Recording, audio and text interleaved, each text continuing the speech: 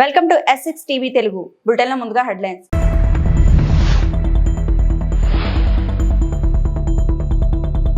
గోరఖ్పూర్లోని గోరఖ్నాథ్ ఆలయంలో రాష్ట్రపతి ద్రౌపది ముర్ము ప్రత్యేక పూజలు.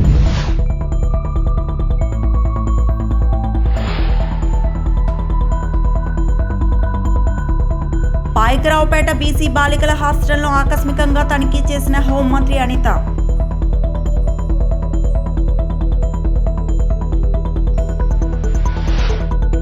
పాషమైలారం ఘటనా స్థలాన్ని పరిశీలించిన సీఎం రేవంత్ రెడ్డి.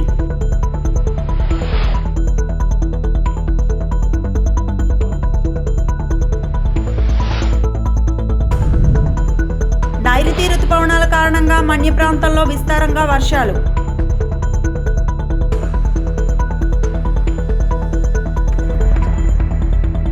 ఉత్తరప్రదేశ్ ముఖ్యమంత్రి యోగి ఆదిత్యనాథ్ తో కలిసి నివాసి ద్రౌపది ముర్ము గోరఖ్పూర్లోని చారిత్రాత్మక గోరఖ్నాథ్ ఆలయంలో ప్రార్థనలు చేశారు. ఈ ఆలయం లోతైన సాంస్కృతిక మరియు ఆధ్యాత్మిక ప్రాముఖ్యతను కలిగి ఉంది మరియు నాథ్ శాఖ యొక్క ఆధ్యాత్మిక స్థానం కూడా. ఉత్తరప్రదేశ్ పర్యటన సందర్భంగా రాష్ట్రపతి మతపరమైన మరియు సాంస్కృతిక సంస్థలతో కొనసాగుతున్న సంబంధాన్ని ఈ సందర్శన హైలైట్ చేస్తుంది. భక్తులు మరియు ఆలయ అధికారులు సంప్రదాయ ఆచారాలు మరియు వేద మంత్రాలతో ప్రముఖులకు స్వాగతం పలికారు.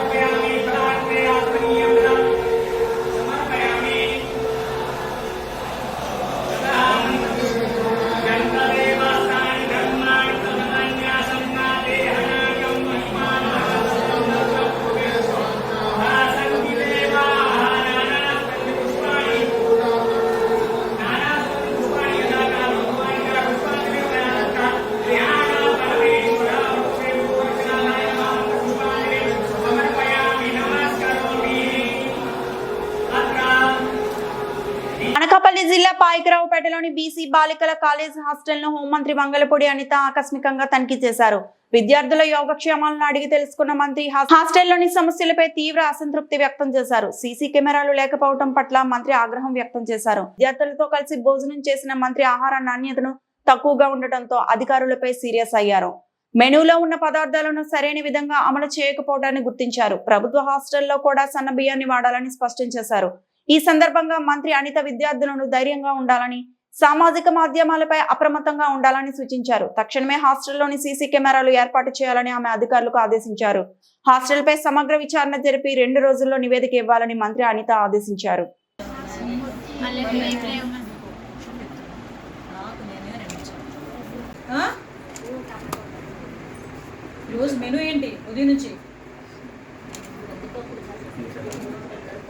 నువ్వేం చేసావు అని అడగలే, నీ మెనూ ఏంటి అని అడిగా. మెనూ ఇచ్చారు కదా గవర్నమెంట్, ఆ మెనూ ఏంటి అని అడుగుతున్నా.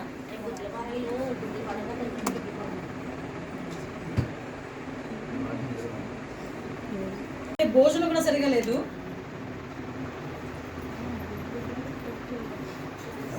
అది ఓపెన్ చేయి. ఆ రసం ఇప్పుడు నైట్కి ఏమి ఉండాలి అసలు? యాక్చువల్గా మామూలు మెనూ ప్రకారం మీ మెనూ షీట్ ఎక్కడ ఉంది?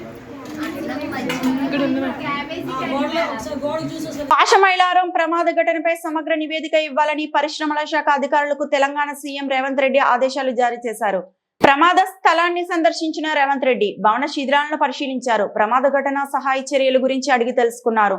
అనంతరం పరిశ్రమల శాఖ అధికారులతో రేవంత్ మంత్రులు మాట్లాడారు. ప్రమాదం జరిగి 24 గంటలైనా పరిశ్రమ యాజమాన్యం రాకపోవడంతో తెలంగాణ మంత్రి శ్రీధర్ బాబు ఆగ్రహం వ్యక్తం చేశారు. ప్రమాదం జరిగిన పరిశ్రమలో ఇంతకు ముందు తనిఖీలు చేశారా అని సీఎం రేవంత్ ప్రశ్నించారు. ప్రమాద ఘటనపై యాజమాన్యం బాధ్యత తీసుకోవాలని రేవంత్ అన్నారు. పరిహారం విషయంలో తీసుకున్న నిర్ణయం చెప్పాలని కంపెనీ ప్రతినిధిని కోరారు. ఇలాంటి ఘటనలు పునరావృతం కాకుండా చర్యలు చేపట్టాలని అధికారులకు సూచించారు.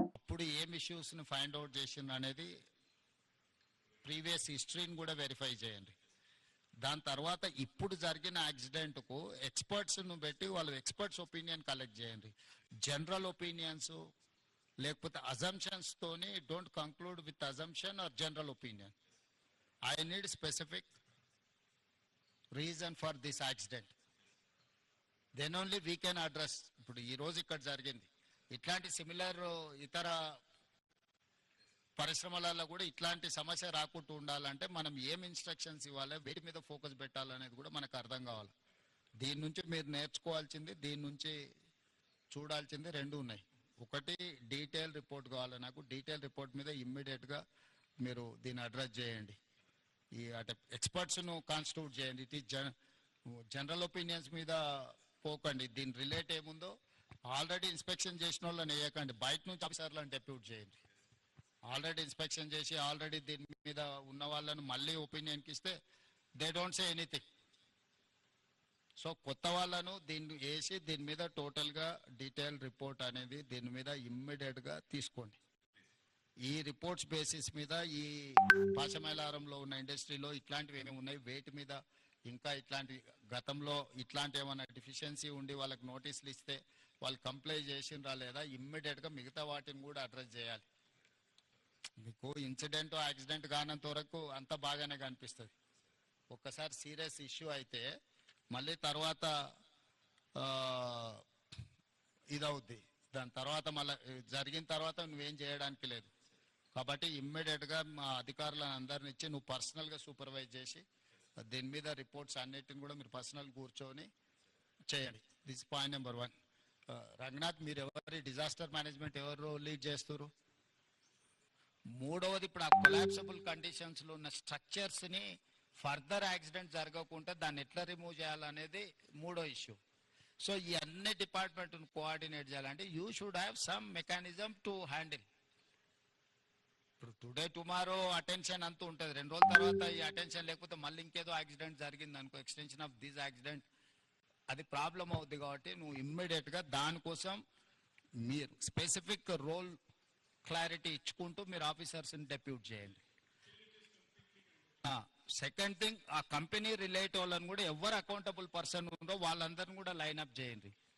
ఈ రోజు జేకబ్ ఉంటాడు, Jacob will go tomorrow for Kerala. ప్రజలకు నిరంతరం అందుబాటులో ఉండటం అనేది రాజకీయాల్లో ఎంతో ముఖ్యమని, అందుకు సోషల్ మీడియాను విస్తృతంగా ఉపయోగించాలని యువ విభాగాన్ని ఉద్దేశించి వైఎస్ఆర్సీపీ అధినేత మాజీ సీఎం వైఎస్ జగన్మోహన్ రెడ్డి అన్నారు. మంగళవారం తాడేపల్లి పార్టీ కేంద్ర కార్యాలయంలో జరిగిన యువ విభాగ సమావేశంలో ఆయన కీలక వ్యాఖ్యలు చేశారు. ఒకటి, ప్రజలకు అందుబాటులో ఉండడం. రెండవది, చిక్కటి చిరునవ్వుతో పలకరింపు. రెండు ఖచ్చితంగా ఉండాలి. ప్రతిపక్షంలో ఉండాల్సింది మరొక మేజర్ గుణం ఏమిటి అని అంటే, ప్రజలకు ఏదైనా సమస్య వచ్చినప్పుడు ప్రజల తరపున మనం ప్రజలకు తోడుగా నిలబడగలగడం. ఈ మూడు చేయగలిగితే ఎవరైనా లీడర్ కాగలుగుతాడు. ఇక్కడి నుంచి స్టార్ట్ చేయండి.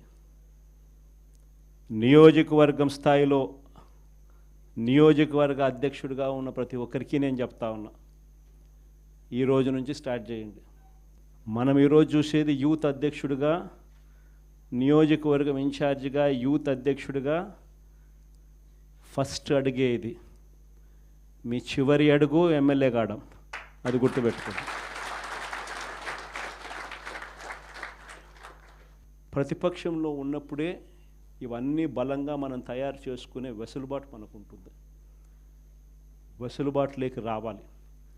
ఆర్గనైజేషన్లో ఉన్న ప్రతి ఒక్కడు సోషల్ మీడియాలో ఆటోమేటిక్లీ ఎంపానల్ కావాలి. సోషల్ మీడియాలో మీ ఫోన్ అన్నది ఈరోజు యుగంలో మీ దగ్గరున్న గన్ను. మీ దగ్గరున్న గన్ను ఈరోజు యుగంలో, ఈ సోషల్ మీడియా యుగంలో మీ దగ్గరున్న ఏకైక వెపన్, ఏకైక గన్ను మీ ఫోను. ఆర్గనైజేషన్ పరంగా మీరు దాంట్లో ఎంపానల్ అయిపోయి ఉండాలి. మీతో పాటు మీరు క్రియేట్ చేసి ఆర్గనైజేషన్ గ్రామస్థాయి దాకా కూడా ఆ ఆర్గనైజేషన్లో పార్టీ కావాలి. ప్రతి ఒక్కరి చేతిలోనూ కూడా మీకు అన్యాయం జరిగితే ఆ అన్యాయం నాకు జరిగింది అని చెప్పి మీరు ఆ మాధ్యమంలో మీరు చెబితే, ఆ మాధ్యమం ద్వారా పార్టీ హైకమాండ్ మా దాకా కూడా తెలియడమే కాకుండా రాష్ట్ర వ్యాప్తంగా ఉన్న మొత్తం వైఎస్ఆర్సీపీ శ్రేణులందరికీ కూడా ఈ మెసేజ్ వెళ్ళిపోవాలి. నైరుతి రుతుపవనాల ప్రభావంతో గడిచిన 4 రోజులుగా మన్యంలో కురుస్తున్న వర్షాల కారణంగా జనజీవనం స్తంభించిపోయింది. ఎడతెరిపి లేకుండా కురుస్తున్న చినుకులతో మన్య ప్రాంతం చిత్తడిగా మారింది. దీనితో మన్యంలో జరిగే వారపు సంతలు వెలవెలబోతున్నాయి. అదే క్రమంలో సోమ మంగళ వారాల్లో చింతపల్లి మండలంలో అన్నవరం లోతుగెడ్డ జంక్షన్ వారపు సంతలు వెలవెలబోయాయి. వాళ్లకు సంతలకు వచ్చిన చిరు వ్యాపారులు ప్రజలు తీవ్ర ఇబ్బందులు ఎదుర్కొన్నారు. ఈ ఋతుపవనాల ప్రభావం మరో కొన్ని రోజులు ఇదే విధంగా కొనసాగుతూ ఉందని వాతావరణ నిపుణులు చెబుతున్నారు.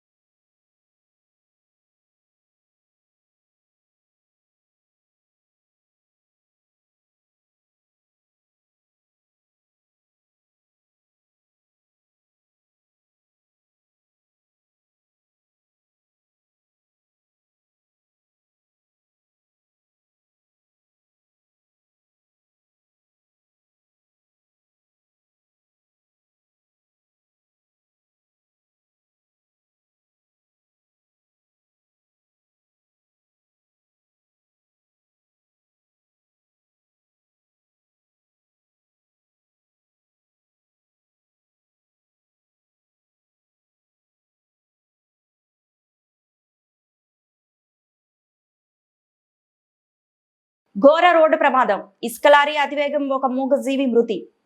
ములుగు జిల్లా వెంకటాపురం మండలం శివారులో ఇండియన్ పెట్రోల్ బంక్ ఎదురుగా ఇసుక లారీ అతివేగం వల్ల ఒక మేక మృతి చెందిన ఘటన చోటు చేసుకుంది. మేకల కాపరి నూగురు గ్రామంలో మేకలను కాపు కాయించి ఇంటికి తిరిగి వస్తున్న తరుణంలో ఇసుక లారీ డ్రైవర్ నిర్లక్ష్యం వల్ల ఈ ప్రమాదం చోటు చేసుకుందని మేకల కాపరి వాపోతున్నారు. ఈ ఘటనతో ఇసుక లారీ వల్ల గంట వరకు స్తంభించిన రాకపోకలు. తెలంగాణ సరిహద్దు మండలాలు అయినటువంటి వెంకటాపురం, చెర్లలో అధికంగా ఇసుక ర్యాంపులు ఉండటంతో లారీల రద్దీ పెరిగింది. దీంతో లారీలు అతివేగంగా రహదారులపై నిత్యం ఏదో ఒక ప్రమాదం జరుగుతూనే ఉంది. లారీల అతివేగాన్ని తగ్గించి డ్రైవర్లు మద్యం సేవించకుండా డ్రైవింగ్ చేయాలని, ఇసుక లారీల వేగాన్ని కట్టడి చేయాలని సంబంధిత అధికారులు దీనిపై చర్యలు తీసుకోవాలని ప్రజలు కోరారు.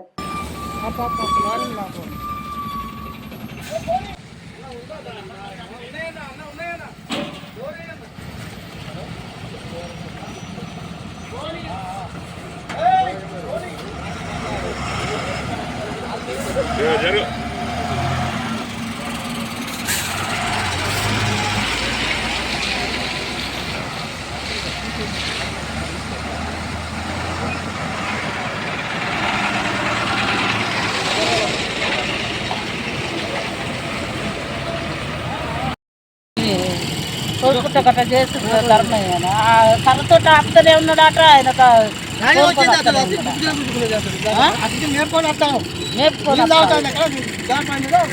అట్లా చేస్తారా?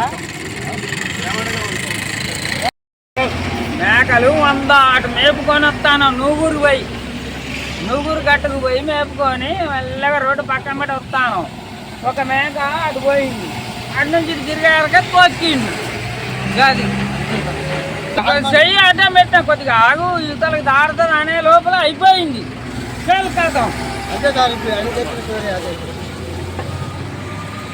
అన్నమయ్య జిల్లా చిన్నమండెం మండలంలోని మల్లూరు కొత్తపల్లి మరియు మల్లూరు శ్రీరామ్ నగర్ ప్రజలు నిర్వహించిన పెద్దాయన పాలకొండ నాయుడు సంస్కరణ సభలో సుగవాసి ప్రసాద్ బాబు ముఖ్య అతిథిగా పాల్గొన్నారు.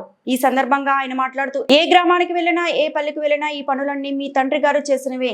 ఆ గ్రామస్తులు చెబుతుంటే నాకు ఎంతో తృప్తి కలిగించిందని, మారుమూల గ్రామానికి వెళ్ళిన పాలకొండరాయుడు గారు చేసిన అభివృద్ధి కనబడుతుందన్నారు.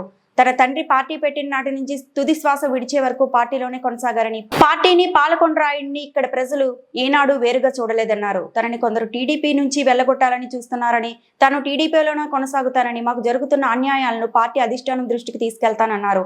తెలుగుదేశం పార్టీ కోసం ఎవరైతే కష్టపడ్డారో స్థానిక సంస్థల ఎన్నికల్లో వారందరికీ అవకాశాలు కల్పించే విధంగా తాను అధినాయకత్వంలో మాట్లాడుతానన్నారు. నా తండ్రి గారిని ఏ విధంగా ఆదరించారో నన్ను కూడా మీ కుటుంబ సభ్యుడిలో ఒకటిగా చూడాలని ప్రజలకు విజ్ఞప్తి చేశారు. నియోజకవర్గాల్లో ముఖ్యంగా బీసీ ప్రజలు, ఎస్సీ ప్రజలు మైనారిటీలు ప్రతి ఒక్కరూ ఆయన్ను గుండెల్లో పెట్టుకొని గెలిపించుకున్నారు. తర్వాత మేము అండగా ఉంటున్నామని నాకు ధైర్యం చెప్తున్నారు. నేను నిజంగా మీకు అందరికీ ప్రమాణం చేసి చెప్తున్నా, రాజకీయంగా నా పరిస్థితి ఎలా ఉంటుందో ఏమో నాకైతే తెలియదు, కానీ మిమ్మల్ని వదిలి కానీ మీకు ద్రోహం చేసే పనులు కానీ మిమ్మల్ని మోసం చేసే పనులు కానీ నా జీవితంలో చేయను. రేపు పదంగా నాకు ఏదైనా రాజకీయంగా అవకాశం వచ్చినా మిమ్మల్ని అందరినీ గుర్తు పెట్టుకుంటా, మీ ఇంటికాడికి వచ్చి మీ సమస్యలు పరిష్కరిస్తా. మీకు ఎలాంటి సమస్యలు ఉన్నా గ్రామాల్లో కానీ మీ పర్సనల్ సమస్యలు కానీ ఎలాంటివి ఉన్నా కూడా మీకోసం నేను పనిచేస్తా, నిజాయితీగా పనిచేస్తాడు. వాళ్ళకు స్థలం సరిపోదు, చుట్టూ అన్ని ప్రైవేట్ లైన్లు ఉన్నాయి. నాకు ఇంత ముందు ఉన్నంత వరకు నేను అవసరం ఉన్నంత స్థలం తీయించాను. రాబోయే కాలంలో వాళ్ళకి ఆ స్థలం సరిపోకపోతే ఖచ్చితంగా నువ్వు కొనియాలి. వాళ్ళకి అవసరం ఉన్నప్పుడు ఖచ్చితంగా వాళ్ళకి ఎలాంటి సమస్య ఉన్నా కూడా నువ్వు పరిష్కరించాలి అని చెప్పి చెప్తున్నారు. ఈరోజు నేను ఖచ్చితంగా మీకు మాట ఇస్తున్నాను, మీ సొంత బిడ్డలా నేను అధికారంలో ఉన్నా అధికారంలో లేకపోయినా గ్రామాల్లో ఈ చుట్టుపక్కల గ్రామాలకు ప్రతి ఒక్కరికి హామీ ఇస్తున్నా, మీకు ఎలాంటి సమస్య ఉన్నా నేను తీరుస్తాను, ఖచ్చితంగా వాళ్ళ పరిష్కారానికి కృషి చేస్తానని చెప్తున్నా. ఈ వార్తలు ఇంతటితో సమాప్తం.